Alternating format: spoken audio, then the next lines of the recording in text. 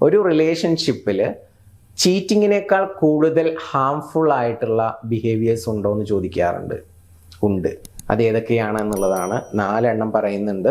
ഒന്നാമത്തെ കാര്യം silent treatment ആണ്. ഇത് ചില ആളുകൾ ചെയ്യും. അവനൊന്ന് പഠിക്കട്ടെ അല്ലെങ്കിൽ അവളൊന്ന് പഠിക്കട്ടെ എന്ന് കരുതിക്കൊണ്ട് ഒരു ഇഷ്യൂ ഉണ്ടാകുന്ന സമയത്ത് സൈലന്റ് ട്രീറ്റ്മെന്റ് അങ്ങോട്ട് അപ്ലൈ ചെയ്യും. അതോ മിണ്ടാതിരിക്കുക.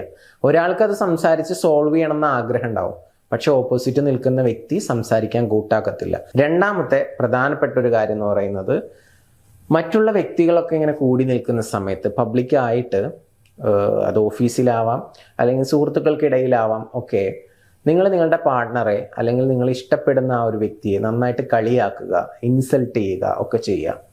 അങ്ങനെ ചെയ്യുന്ന സമയത്ത് നമ്മൾ വിചാരിക്കുന്നത് ജസ്റ്റ് ഒരു തമാശ പറഞ്ഞു അത്രയേ ഉള്ളൂ.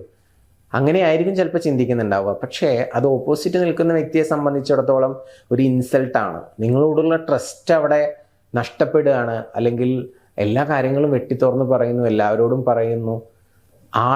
ആളോടുള്ള ഒരു സെൽഫ് എസ്റ്റീം കുറയും അവിടെ.